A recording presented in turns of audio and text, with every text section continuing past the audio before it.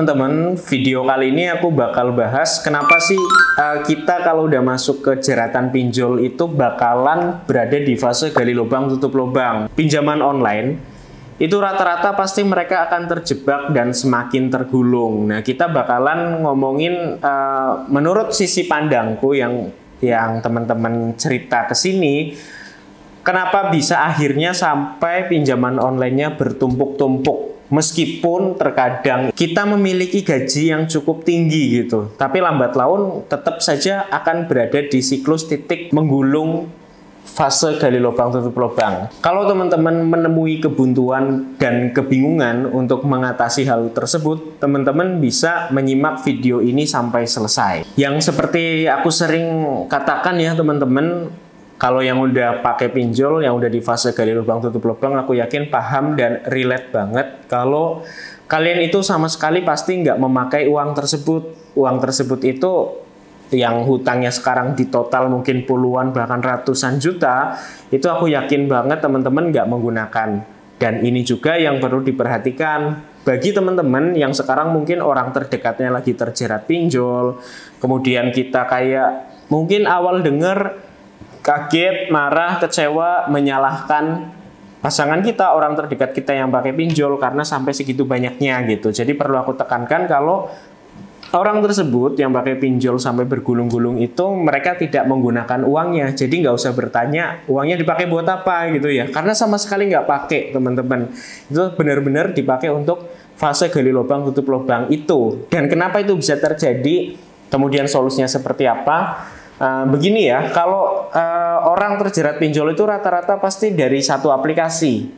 Awalnya pasti satu aplikasi. Nah, di situ mungkin itu yang pertama kita pakai uangnya untuk kebutuhan gitu. Nah, kemudian sampai di fase orang tersebut dikatakan korban pinjaman online atau dikatakan terlilit pinjol, itu nggak butuh waktu yang gimana ya, sebentar banget juga nggak, lama banget juga nggak gitu ya, tapi nggak yang sebulan 2 bulan gitu. Misal katakanlah teman-teman udah sampai di titik punya 3 aplikasi dengan hasil dari gali lubang tutup lubang tadi gitu ya, dan udah dibantu juga dengan cover dari pinjam teman dan lain sebagainya.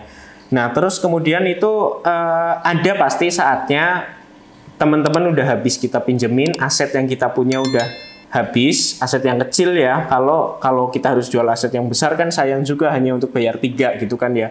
Sementara 3 aplikasi ini tuh ancamannya luar biasa dan kita sangat ketakutan dengan ancaman-ancaman tersebut.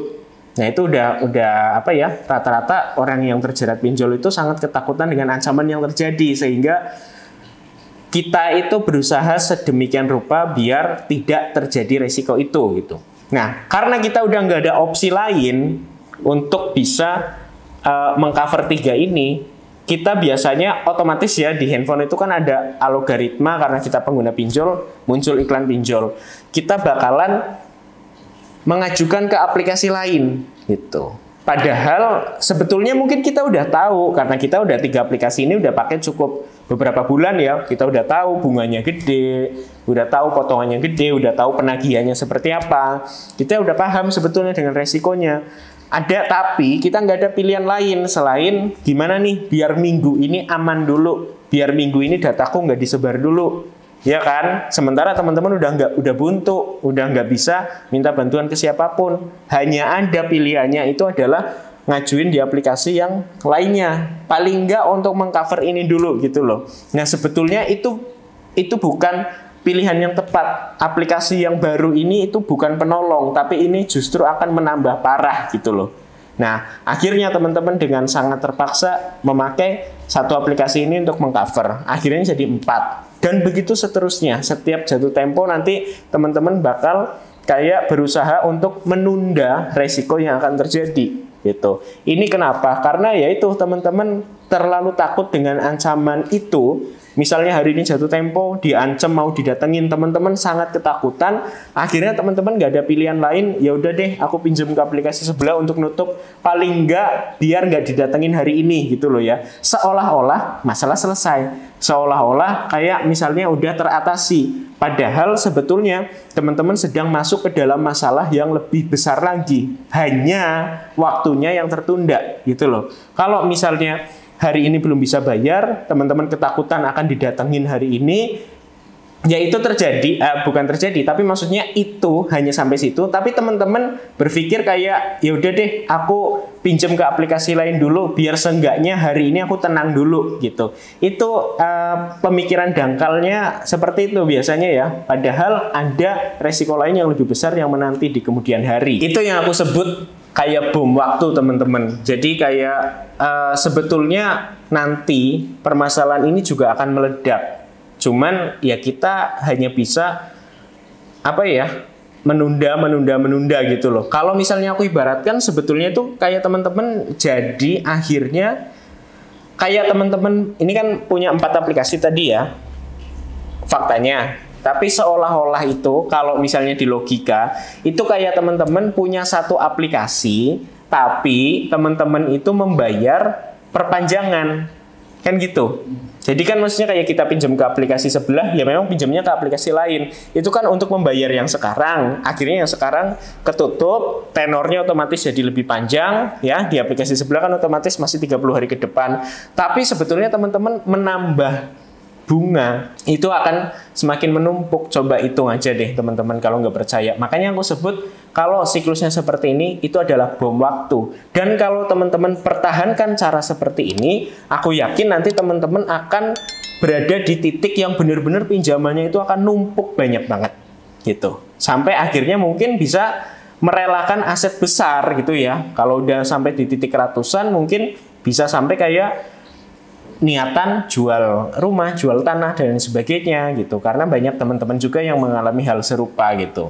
Nah, jadi gimana biar teman-teman itu nggak terus berada di siklus yang gali lubang tutup lubang? Nah, sebetulnya teman-teman itu perlu yang namanya langkah besar. Langkah besar itu ya pastinya penuh dengan pertimbangan dan resiko gitu ya. Cuman kalau menurutku resikonya itu akan lebih bisa diterima daripada teman-teman berada di fase gali lubang tutup lubang ini gitu.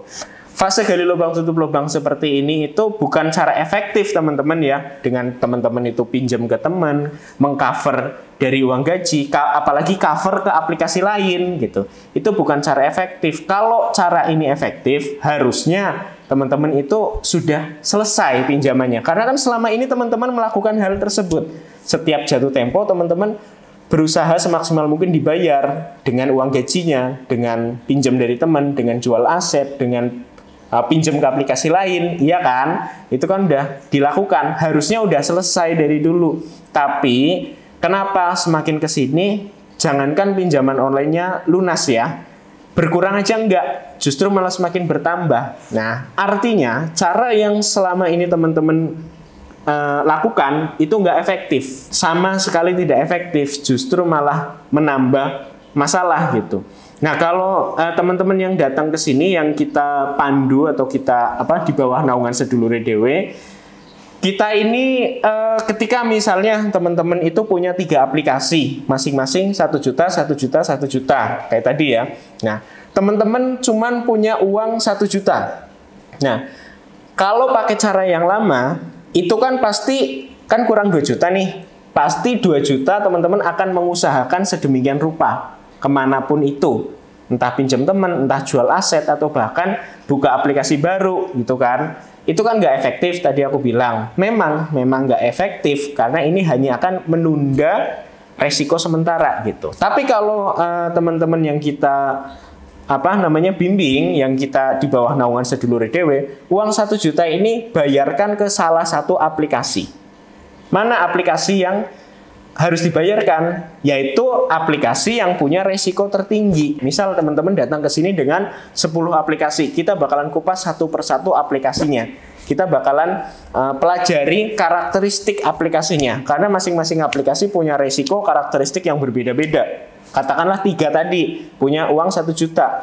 Pasti aku akan menyarankan untuk bayar ke salah satu aplikasi yang punya resiko tertinggi gitu ya. Nah, resiko-resiko tertinggi itu juga masing-masing orang itu berbeda gitu ya, nggak bisa disamain. Misalnya aplikasi A, B, C, bukan berarti A prioritas paling tinggi, B kedua, C ketiga, enggak. Tidak semua orang sama gitu, karena untuk bisa menilai mana aplikasi yang harus diprioritaskan atau aplikasi mana yang punya resiko tertinggi, itu aku harus mengetahui lebih detail tentang teman-teman semua. Contoh katakanlah ada teman-teman yang mempedulikan silik OJK, ada teman-teman yang tidak terlalu menganggap silik OJK penting, kemudian ada teman-teman yang sangat takut untuk didatengin petugas lapangan, ada teman-teman yang biasa aja untuk didatengin petugas lapangan. Nah itu berarti kan masing-masing orang satu dengan yang lainnya punya kepentingan dan prioritas yang berbeda. Makanya nggak bisa disamaratakan. Kalau misalnya teman-teman hanya tanya ke kita, Mas aku punya aplikasi A, B, C, D misalnya ya, yang mau diprioritaskan, yang dibayar mana dulu ya, aku nggak bisa langsung menjawab dengan gamblang atau hanya lewat permukaan itu aja, lewat cerita itu aja, itu nggak bisa. Aku harus benar-benar mengetahui detail seluk-beluk aplikasinya teman-teman, kondisi teman-teman dan sebagainya, baru aku bisa menentukan ini yang diprioritaskan. Nah, kembali lagi yang tadi, misalnya orang yang datang ke sini, kita udah melakukan screening, kita udah melakukan analisa, udah melakukan kita udah mengetahui seluk-beluk orang tersebut dan lain sebagainya. Dia punya 3 aplikasi dan hanya punya uang 1 juta. Aku akan prioritaskan ke satu aplikasi yang prioritas paling tinggi atau beresiko paling tinggi. Kemudian yang duanya gimana? Yang duanya itu biarkan dulu terlambat. Daripada teman-teman itu mengusahakan mati-matian untuk menggenapi 2 juta tapi akhirnya malah jadi ada masalah. Ya kan? Lah Mas, tapi kalau misalnya 2 ini dibayar terlambat, apakah itu tidak akan jadi masalah? Ya tentu akan ada resikonya. Cuman kan kita hidup itu selalu ada 2 opsi ya. Ketika kita telat membayar 2 ini, resikonya seperti apa? Dan ketika kita mengusahakan mencari uang 2 juta dengan cara-cara yang tadi yang sudah pernah kita lakukan, resikonya seperti apa? Teman-teman pertimbangkan resiko yang ini sama resiko yang ini bisa lebih diterima yang mana gitu. Dan yang pasti kalau yang ini tadi yang teman-teman harus mencari coveran 2 juta, itu teman-teman udah lakukan di belakang. Dan itu menimbulkan masalah yang sampai akhirnya teman-teman bisa sampai punya pinjaman puluhan bahkan ratusan juta. Tapi kalau teman-teman pakai cara yang kita lakukan, bayar di uang yang ada bayar ke satu aplikasi yang prioritas paling tinggi, sisanya itu dibiarkan dulu. Ada resikonya, tapi resiko-resiko ini bisa kita antisipasi atau bisa kita tangani atau bisa ditoleran gitu ya. Pokoknya dan kita nilai akhirnya resikonya akan lebih berat yang tadi itu. Terus gimana Mas dengan bunga keterlambatan? Nanti kalau kita telat kan pasti ada denda, maksudnya ya.